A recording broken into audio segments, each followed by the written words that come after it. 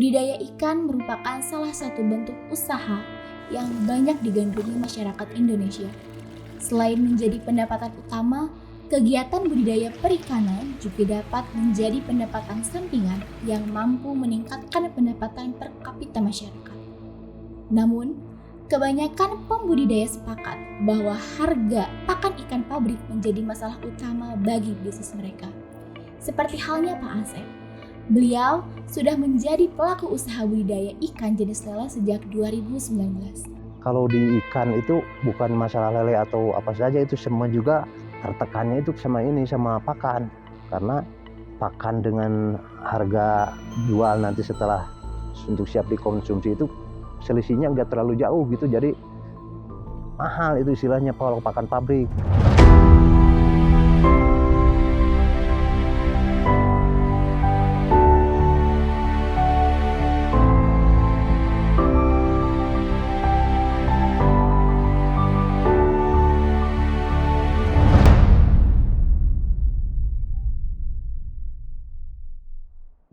Pak Asep adalah ketua dari sebuah kelompok budidaya ikan bernama Serambi Baraya yang beralamat di Kampung Pasir Lanjung, Desa Jayabaya, Kecamatan Cimaung, Kabupaten Bandung.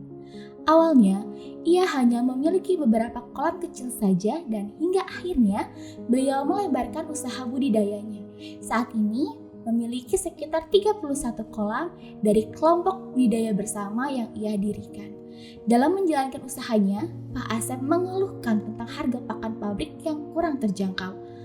Kami di sini sebagai ketua kelompok perikanan Serambi Baraya bergelutnya bukan di masalah pemijahan dan pemasaran saja, tetapi juga di pembesaran. Nah, kemudian di pembesaran itu kan biaya pakan pabrik itu jauh lebih tinggi gitulah. Kemudian saya melihat mencari bahan alternatif, pakan alternatif yang jauh lebih murah dari pakan pabrik. Nah, alhamdulillah setelah kami sering dikunjungi sama Pak Haji Dodo, ya membuatlah itu pakan alternatif yang dari Maggot itu. Memang harganya juga lebih murah itu, bahkan bisa menekan sampai 50% daripada pakan pabrik. Setelah itu saya juga pernah mencoba mengasih pakan full Maggot yang di kolam itu tuh. Alhamdulillah dari ukuran 79 sampai ukuran tercal kalau nggak salah. Bobotnya itu perbandingan antara pabrik dengan pakan alternatif Maggot itu nggak jauh berbeda. Alhamdulillah. Maggot merupakan larva lalat black soldier fly atau BSF yang sangat istimewa dibandingkan bahan baku pakan alternatif lainnya. Maggot sendiri mengandung nutrien lengkap dan kualitas yang baik untuk ikan. Selain itu, Maggot dapat diproduksi dalam waktu singkat dan terus berkesinambungan dengan jumlah yang cukup untuk memenuhi kebutuhan pakan ikan. Kita bahas soal budidaya Maggotnya. Soal budidaya Maggot itu gampang sih. Penting kita ada kemauan untuk sukses dan berhasil. Untuk secara teknis, untuk budidaya Maggot itu lebih gampang ya. Punya tempat sedikit juga, sempit juga bisa dimanfaatin ya. Untuk pemanfaatan, untuk satu tempat minimal 2 ke 4 juga bisa ya.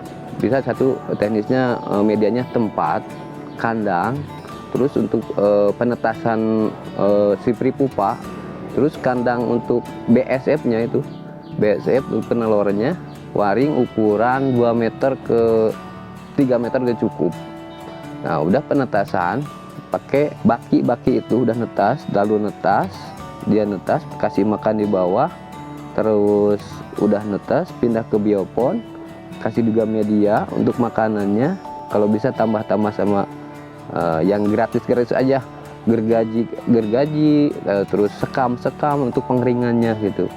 Terus ditambah lagi bioponnya juga untuk pakannya lebih gampang juga kalau kita ada kemauan ya, cari dari pasar, cari di warga masyarakat sekitar, bekas makanan dapur yang nggak kemakan sama kita, pakai pakan untuk Maggot.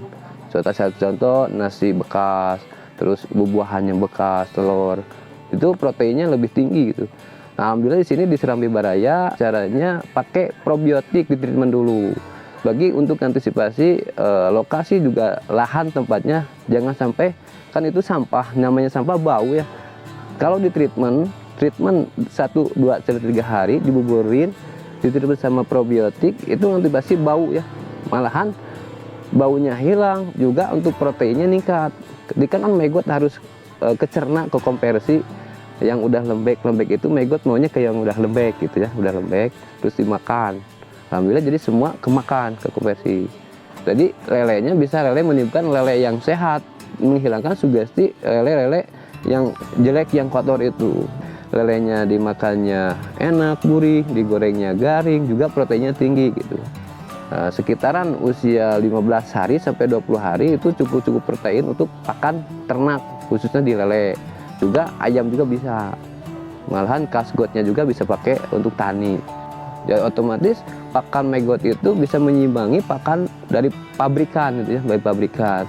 Tidak kalah bagusnya sama pakan pabrikan. Alhamdulillah, tapi ada keuntungan untuk mangkas anggaran pakan itu. Alhamdulillah dari sini Serambi Baraya udah mencobai memakai maggot itu. Alhamdulillah hasilnya baik. Nah, alhamdulillah setelah saya menggunakan pakan alternatif dari maggot itu, kalau dibandingkan dengan yang dari pakan dari pabrik, itu bobotnya itu nggak terlalu jauh gitu, nggak terlalu jauh. Jarak antara kita menanam ukuran 79 sampai ukuran 6, 7, 8 per kilo itu nggak terlalu lama juga gitu. Hampir sama perbandingannya dengan yang pakan dari pabrik itu. Saya menyarankan kepada semua pembudidaya ikan lele, saya anjurkan supaya pakannya itu sama maggot itu, pakan alternatifnya.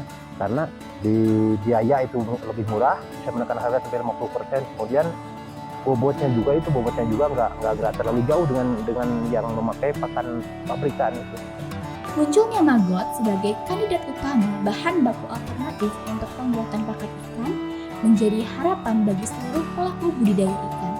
Maggot dianggap memenuhi kriteria yang dibutuhkan untuk pembuatan pakan ikan. Selain itu, maggot juga dinilai potensial karena mudah didapat, diproses, dan dapat dijangkau oleh masyarakat luas dengan harga yang murah.